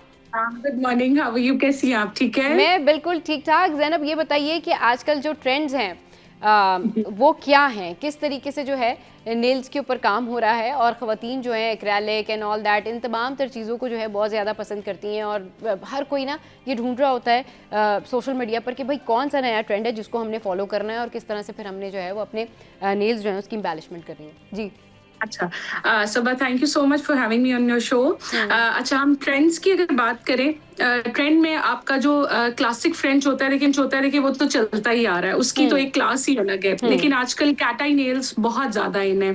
कैट आई से ये होता है कि कैट आई नेल्स करवा के आप नॉर्मली आप वो शादी वेयर पे भी आराम से चला सकते हैं, और उसके बाद वो नॉर्मल डेज में भी आराम से चल जाता है, वो कोई ओवर नहीं लगता है। हाँ, अगर if you want to go for the chrome, उसके ऊपर करवा सकते हैं। क्रोम से बड़ी प्यारी क्लास आती है, एक अच्छी लुक आती है। तो आजकल जो ट्रेंड चल रहा है वो कैट आई विद क्रोम चल रहा है, जो बहुत ज्यादा इन है, जो लोग पसंद भी कर रहे हैं। अच्छा, ये बताएं कि अब ये कैट आई ट्रेंड जो है ये चल रहा है, ये आप तमाम इवेंट्स में जा सकते हैं। अब यूजुअली ये होता है कि सबको अब किसी की फैमिली में शादी है तो वो उसके लिए स्पेशली कोई ना कोई ट्रेंडी चीज़ फॉलो करते हैं।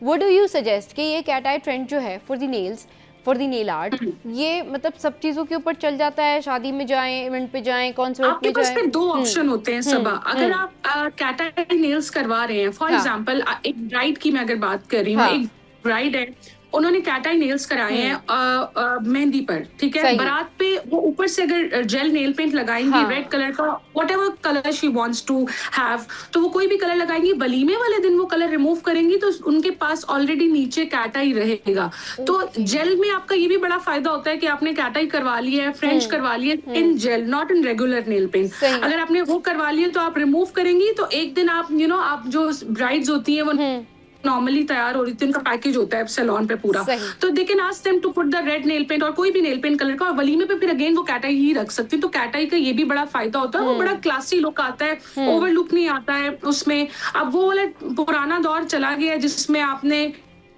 ब्राइड है तो उसमें रेड कलर ही सेम लगाना है। आजकल तो बड़ा सटल लुक अच्छा क्लासी चल रहा है, तो cat eye nails are in, very in. सही। अच्छा, ये बताएं कि एक्रेलिक आर्ट में और जेल आर्ट में क्या डिफरेंस है, क्या फर्क है?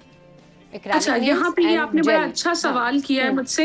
एक्रेलिक नेल्स और जेल नेल्स में डिफरेंस क्या है? एक्रेलिक नेल्स नेल बेड को बहुत ज्यादा डैमेज करता है। I would suggest don't go for acrylic. अब जब तक आपने सुनते आ रहे होंगे जी, आप किसी भी सैलून पे जाते होंगे, उस पे आप कहते होंगे जी आप मेरा एक्रेलिक नेल्स कर दो, ट्रेंड में भी यही था। लेकिन अब ट्रेंड चेंज हो गया है। I would request to every girl, everybody to please have gel nails. वो उसकी वजह ये है कि एक्रेलिक नेल्स जो है वो नेल बेड को बहुत ज्यादा डैमेज करता है, ठीक है। और जेल नेल्स पे इतनी ज्यादा बफिंग नहीं होती है। आप किसी भी टेक्नीशियन के पास जाएं, नेल आर्टिस्ट के पास जाएं, तो आस्क देम कि आपके नेल्स की बफिंग जितनी कम से कम हो सके आप उतनी करवाएं। Gel nails, Saba can you see मेरे नेल्स आपको नजर आ रहे हैं? जी जी जी, These are gel nails. Gel nails में ये होता है कि आपका जो नेल बेड है वो डैमेज नहीं होगा, नेचुरल लगेंगे, लेस इन प्राइसेस हैं, आपका बड़ा इजी वे है, आप इसको कैरी करें, लेंथ में भी आपको कोई प्रॉब्लम नहीं होता है। एक्रेलिक नेल हमेशा थोड़ा सा थिक होता है, उसकी जितनी बफिंग देंगे वो बफिंग से तो नेल पतला होगा, लेकिन आपका अपना नेल भी डैमेज होगा। जो पाउडर नेल होगा वो ड्रिल तो होता रहेगा पतला करने के, लेकिन फिर भी वो इस तरह की लुक नहीं देगा जितना आपका नेचुरल ये है। So why don't you go for gel? मेरा सजेशन यही है, सबको मैं यही सजेस्ट करती हूँ कि go for gel. Nail bed को तबाह नहीं करना है। अच्छा, ये बात जो है वो क्लाइंट्स को नहीं पता। क्लाइंट्स को इसीलिए नहीं पता कि वो हम पे ट्रस्ट करके आते हैं, हमारे पास आते हैं कि हमारा नेल बेड डैमेज नहीं हो। ये नेल टेक्नीशियन की जिम्मेदारी है, उनकी ड्यूटी कि उनको बताएं कि ये आपका नेल बेड इससे खराब होगा और इससे खराब नहीं होगा। सही। अच्छा, ये बताएं ज़ैनब कि अब चलें, आपने ये बता दिया इसका डिफरेंस कि ये हार्मफुल है, वो बेनिफिशियल है। अगर आप जेल आर्ट करवा रहे हैं, जेल नेल पेंट करवा रहे हैं, तो जाहिर है वो उसका फ़ायदा है। अब यूजुअली ट्रेंड्स इतने ज़्यादा और इतनी जल्दी जल्दी बदलते हैं, मतलब लोगों को वैरायटी चाहिए, बहुत वैरायटी चाहिए। तो एक अच्छा डिसेंट मैनेजेबल नेल आर्ट क्या हो सकता है किसी भी उस शख्स के लिए जिसको ऑफिस जाना है, जो एक जो है ना मल्टीनेशनल कंपनी में काम करते हैं, जो टीचर्स हैं, जो डॉक्टर्स हैं, इनफैक्ट जो मतलब ऑपरेशन सेक्टर में नहीं है, यानी कि वो ओटी में नहीं होते या रेगुलर जस्ट वो बैठते हैं, या वो जर्नल फिजिशियंस हैं, उनकी मैंने बात की कि एक ऐसी जॉब, एक ऐसा प्रोफेशनल जिसके अंदर आपको बहुत डिसेंट जो है वो करवाना है नेल आर्ट, तो वो कौन सा हो सकता है? उस पे हम ये कह सकते हैं कि फ्रेंच और ओम्ब्रे जो सदियों से एक क्लास लेकर आता है, उसमें कोई दूसरी राय नहीं है। हाँ। कि फ्रेंच और ओम्ब्रे एक ऐसी चीज है, उस चीज को ओम्ब्रे को और फ्रेंच को कट किया है कैट आई नेल्स ने। Cat eye nails are very subtle nails जिसमें एक हल्का सा एक ग्लोई होता है। आई एम सॉरी मेरे पास अभी शीट नहीं है, वरना तो मैं आपको लाजमी दिखाती हूँ। उसमें एक बड़ा क्लासी सा एक लुक आता है, वेरी नेचुरल, जिसमें आप पिंक टोन पे भी जा सकते हैं। वो इस तरह ही लगता है कि आपके अपने नेल्स हैं। और आई थिंक वो हर सेक्टर के साथ चल सकता है, जिसमें आपका कोऑपरेटिव हो जाए, आप बाकी शादियों पे भी इवन चल सकता है। तो cat eye nails are very in. अच्छा, कैट आई नेल्स बहुत ज़्यादा इन है। अच्छा, अब क्योंकि अब क्या है कि एक ऐसा खास तबका भी है जो कि पीर्सिंग की तरफ भी जाता है। आपने देखा होगा नेल्स हैं, उसके ऊपर छोटे छोटे जो है उन्होंने वो मोती से लगाए होते हैं, पर्ल्स लगाए होते हैं, सारा कुछ। ये कौन सा जो है ना वो नेल आर्ट कहलाता है पीर्सिंग के हवाले से? क्योंकि ये अब मेरे आई मस्ट से कि ये बहुत ज़्यादा इन हो रहा है और लोग इसको पसंद करते हैं, लेकिन थोड़ा एक्सपेंसिव भी होता है। हाँ, अच्छा, पियर्सिंग और आपके स्टड्स, ये दोनों डिफरेंट चीजें हैं। स्टड्स पे आपका जितना दोनों का डिफरेंस बताइएगा प्लीज। अच्छा, पियर्सिंग वो होता है जो आपका नेल के आगे आपने, क्योंकि हमारे पास इतना सा मार्जिन होता है, can you see my nail, इतना मार्जिन होता है और इसके ऊपर यहाँ कॉर्नर पे आपकी पियर्सिंग हो रही होती है, ठीक है। Studs are different. स्टड्स आप पूरे नेल बेड पे भी लगा सकते हैं, आपका सिर्फ नीचे डिसेंट सा भी लगा सकते हैं। अच्छा, जो मैं पियर्सिंग की आपने बात की है, उसमें देखिए हम पाकिस्तानी अवाम है, हमें देसी बच्चे, ठीक है। अब ये जो पियर्सिंग वाला काम है ये करवाते हैं बर्गर बच्चे। हम तो खाने वाले निहारी पाए नॉर्मल लेडीज जो घर में बैठी हुई हैं, जो ऑफिसेज वाला है, वो पियर्सिंग नहीं कभी भी करवाएंगी, क्योंकि उन्होंने बच्चों को भी संभालना है, उन्होंने घर को भी संभालना है। अच्छा, अब जो मम्मी डैडी बच्चे हैं, बच्चियां हैं, वो जरूर करवाती हैं, मुझसे आती है, ज़ैनब आप हमारी पियर्सिंग कर दें। लेकिन मैं वो आपको एक बात मैं जरूर बताऊंगी कि वो आपको बड़ा इरिटेट करती हैं आपके बालों में। whenever you want to tie your hairs, उसमें बहुत फंसती हैं, कपड़ों में बहुत फंसती हैं। तो उससे ज्यादा बेहतर होता है स्टड्स। पियर्सिंग इतनी चलती भी नहीं है, सही। स्टड्स ज्यादा चलते हैं, जिसमें बड़ा एक अच्छा लुक आता है। अब स्टड्स की भी कैटेगरी है, उसमें आपने फुल नेल स्टड्स करवाने हैं। ये 2022 से लेके 23 तक ये ट्रेंड चला था, जिसमें आपका स्टड्स बहुत ज्यादा इन थे। स्टड्स का भी ट्रेंड अब खत्म हो गया है। जो आप स्टोन्स कह रही है ना, स्टोन वर्क, वो थे बहुत एक्सपेंसिव, लेकिन उसकी एक अपनी एक क्लास होती है, एक अपना एक उसका एक अच्छी लुक होती है। अगेन वही वाली बात आ गई है, ईयर्स चेंज होते हैं, आपका ट्रेंड भी चेंज हो जाता है। तो 2025 and 2026 is all about cat eye nails and chrome. चले जी, इसके बारे में मजीद भी बात करेंगे कि और कौन कौन से ट्रेंड्स जो हैं वो इन है, लोग क्या ज़्यादातर चीज़ें जो है वो अपने नेल्स के लिए पसंद करते हैं, पर्सनैलिटी को जो कॉम्प्लीमेंट करता है वो कौन सा ट्रेंड है, इस पर होगी बात एक छोटे से ब्रेक के बाद। Welcome back. हम नेल आर्ट के हवाले से बात कर रहे हैं और नेल आर्ट जो है वो आपकी पर्सनैलिटी को कॉम्प्लीमेंट करता है, लेकिन ऐसा कौन सा ट्रेंड है जिसको आपने फॉलो करना चाहिए? हर आर्ट हर किसी के लिए नहीं होता, हर किसी को अपनी पर्सनैलिटी देख के कोई भी आर्ट, कोई भी ट्रेंड फॉलो करना चाहिए। ज़ैनब, आप बताइए कि आप जिस तरह से कह रही हैं कि कैट आई नेल आर्ट जो है वो बहुत ज़्यादा फेमस है, 2026 में सबसे ज़्यादा डिमांड जो है इसी नेल आर्ट की है, लेकिन पर्सनैलिटी जो होती है उसको देखते हुए भी बहुत सारे लोग जो है वो इस तरह के आर्ट अपने नेल्स के ऊपर करवाते हैं। तो कौन कौन से आर्ट जो हैं वो कौन कौन सी पर्सनैलिटी के ऊपर सूट करते हैं? अच्छा, उस पे आपने बड़ा अच्छा ये क्वेश्चन किया। अक्सर मेरे पास बड़ी एज की खवातीन आती है और वो बोलती है ज़ैनब हमारे स्टड्स लगा दो या हमें करेक्टर बना दो। तो मैं उनको इस चीज के ऊपर बताती हूँ कि this will not suit on your personality, please don't go for this. हर एज के हिसाब से हर जो नेल है वो अच्छा लगता है। ऐसा नहीं है आप एक छोटी बच्ची है, अगर वो बड़ों वाला नेल आर्ट करवा लेगी, अगर एक 12 साल की बच्ची अगर वो कैट आई नेल्स पे चली जाएगी तो आई डोंट थिंक सो कि वो अच्छा लगेगा। वो क्रोम पे चली जाएगी, वो बिल्कुल अच्छा नहीं लगेगा। तो हर एज का एक सिलेक्टिव नेल आर्ट होता है, जिसमें मोस्टली जो 30+ खवातीन है, मैं उनको रिकमेंड करती हूँ कि सेफ ऑप्शन है, go for French nails, go for ombre nails, बड़ा क्लासी लगता है, अच्छा लुक आता है। और बच्चियां नॉर्मली आती हैं वो ज्यादातर करेक्टर बनवाती हैं, वो हैंडमेड हम लोग हैंड आर्ट करते हैं, वो उन पे सूट भी करते हैं बच्चियों पे, लेकिन अगर वही एज अगर दूसरे उस पे चला जाए तो वो बुरा लगता है। आई थिंक तो अपनी एज के मुताबिक ही, चाहे वो कपड़े हों, चाहे वो बाल हों, चाहे वो नेल्स हों, हाँ। तो अपनी एज के हिसाब से ही करवाने चाहिए। एज के हिसाब से ही करवाने चाहिए। अच्छा, ब्राइड्स जो हैं वो आजकल ज्यादातर क्या पसंद करती हैं?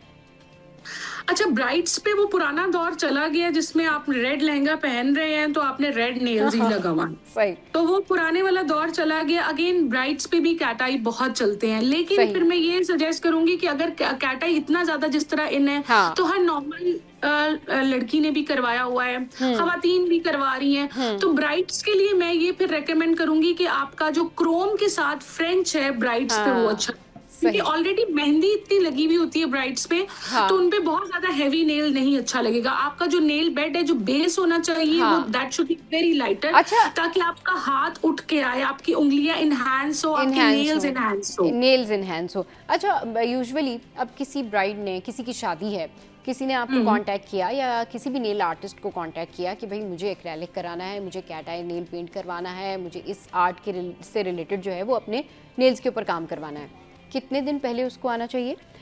मतलब और उसके नेल्स की कंडीशन जो है वो क्या होनी चाहिए? मतलब क्या क्या चीज़ें आप चेक करते हैं और कितने दिन पहले आप ब्राइड को बुलाते हैं? और क्या वो ब्राइड जो है वो, मतलब आप पहले पूछ लेते हैं कि आपने जो मेहंदी लगवानी है वो पूरी आपने भरी हुई लगवानी है या फिर आपने किस तरह की मेहंदी लगवानी है? अगर, क्योंकि मेहंदी जो होती है ना वो भी बहुत ज़्यादा कॉम्प्लीमेंट करती है नेल्स को, तो अगर आपने बहुत भरी हुई मेहंदी लगाई हुई है और फिर आपने उसके ऊपर बहुत कॉम्प्लेक्स से नेल आर्ट भी करवाया हुआ है ना, तो वो ऐसा लगता है सब मिक्स हो रहा है। मतलब आपके हाथों की जो, मतलब एक होते हैं ना कि kind of a body language, वो भी फिर थोड़ा सा प्रॉब्लम करती है। तो किस तरह से फिर आप ब्राइड को जो है वो ट्रीट करते हैं? अपने क्लाइंट को क्या बताते हैं कि भाई अगर आपने भरी हुई मेहंदी लगानी है तो आप ये वाला नेल आर्ट ले लें, अगर आपने इस तरह से मेहंदी लगानी है तो आप ऐसे कर लें, अपनी स्किन मतलब अपने नेल्स के लिए यहाँ आने से पहले आपने क्या क्या करना चाहिए वो ज़रा बताएं। अच्छा, मैं ब्राइड्स को नॉर्मली रेकमेंड करती हूँ कि आप इवेंट से, आपका फॉर एग्जांपल आज इवेंट है तो आपको एटलीस्ट 3 दिन पहले आए, 2 दिन पहले, एक तो नेल्स भी फ्रेश रहेंगे। नॉर्मली क्या होता है कि अच्छा, एक नेल आर्टिस्ट का तो काम ही यही होता है, आपने फिर ये नहीं देखना कि मेहंदी पहले लगी हुई है या मेहंदी बाद में लगी हुई है। एक नेल आर्टिस्ट को काम करना आना चाहिए। अब फॉर एग्जांपल पूरी मेहंदी भरी हुई है तो उस पे मैं सजेस्ट करती हूँ कि आपका बेस कलर, अगेन वही बात है, आपका बेस कलर लाइटर होना चाहिए, ऊपर आप हल्का सा क्रोम का टच दे दें। लेकिन अगर if you will go for the tikka जो आजकल चलता है और हल्के से फिंगर्स पे है, उस पे आप कुछ भी आप प्ले कर सकते हैं नेल बेड के ऊपर। आपके पास मार्जिन होता है ताकि आपकी फिंगर्स एनहांस लगे, आपका अच्छा एक लुक आए। लेकिन मैं बिल्कुल सजेस्ट नहीं करती हूँ ब्राइड्स को कि आपने पूरी हाथों पे मेहंदी लगा ली और उसके ऊपर आपने लाल कलर की नेल पेंट लगा लिया या बेस कलर बहुत ज्यादा हाई टोन का रखा है, तो वो सारा एक ना खिचड़ी बन जाएगी, वो बहुत बुरा लगता है।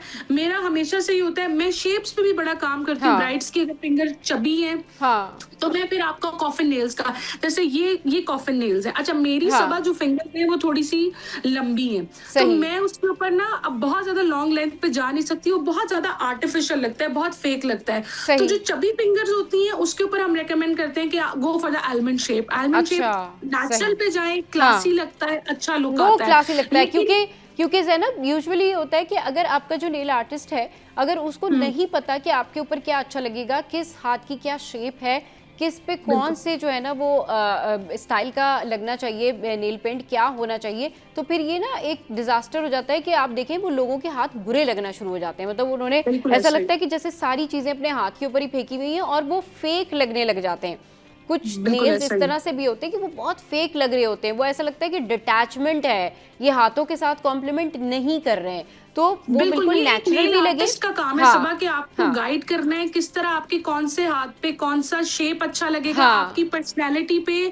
अब ये पुराना दौर नहीं है सबा कि आपने नेल्स चिपका लिए और लगा लिए और दुल्हन ने अपना लहंगा उठाती थी और वो नेल निकल जाता था। नो, जितना आप अपने कपड़ों पे फोकस कर रहे हैं, जितना आप अपने बालों पे फोकस कर रहे हैं, आप अपने हाथों पाँव की भी खूबसूरती पे फोकस करें। ये बड़ा एक जरूरी है, आपकी औरत में नजाकत आ जाती है। आपका कभी भी आप नेल्स करवाएं, आपका एक एटीट्यूड ही अलग हो जाता है, एटीट्यूड अलग हो जाता है। Very clean, you look very neat, आपको किसी चीज की जरूरत नहीं होती है। बिल्कुल ये अच्छा, ये आपने जो बात की ना कि आपका पूरा एटीट्यूड, आपका पूरा कॉन्फिडेंस सब डिफरेंट हो जाता है, सब अलग से नज़र आ रहा होता है।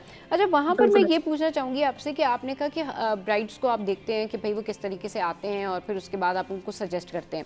अब ये जो नेचुरल आर्ट है ना, ये बहुत कम लोगों को ये सर्विसेज देते हैं। मतलब वो नेचुरली इतना अच्छा रिफाइन या फाइन काम करके नहीं देते।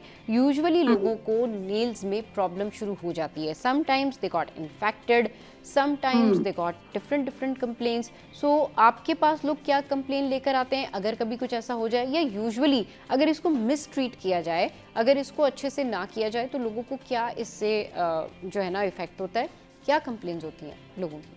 अच्छा, मैं इस चीज के ऊपर हमेशा अपने क्लाइंट से सबा यही बोलती हूँ, wherever you go please reviews पढ़ के जाएं, और उनके रिव्यूज चेक करके जाएं, उनका काम कैसा है, उनके पास फ्लो कैसा है, किस तरह का उनका काम हो रहा है, उनकी प्रोफाइल पहले पूरी पढ़ें। It's not only about the nails, it's about your big day. जो आपका बिग डे खराब हो सकता है, आपका एक नेल निकला, आपका कॉन्फिडेंस सारा जीरो हो जाएगा। आपका आप स्टेज पे बैठे हुए, imagine you are sitting on a stage और आपका नेल एक निकल गया, what will you do there? Nothing, आप कुछ भी नहीं कर सकते। तो पेज को आपने रिव्यू करके जाना है। उसमें दूसरा आपने क्वेश्चन बड़ा अच्छा किया कि आपका जो इन्फेक्शंस वगैरह हो जाते हैं, उसमें ये कि आपका ओवर ड्रिलिंग होगी, आपका फंगस लग जाएगा, आपके नेल में गैप रह जाएगा। This is your nail. अगर इसके दरमियान में गैप रह गया तो इट्स मीन इसमें पानी जा रहा है। पानी जाने का मतलब ये कि ऊपर से नेल पैक है और अंदर से गैप है। गैप के अंदर जब आप मुंह धो रहे हैं या आप कुछ भी कर रहे हैं पानी, तो इट मीन्स कि वो फंगस नीचे से लग रहा है। और फंगस आपको पता है सबा,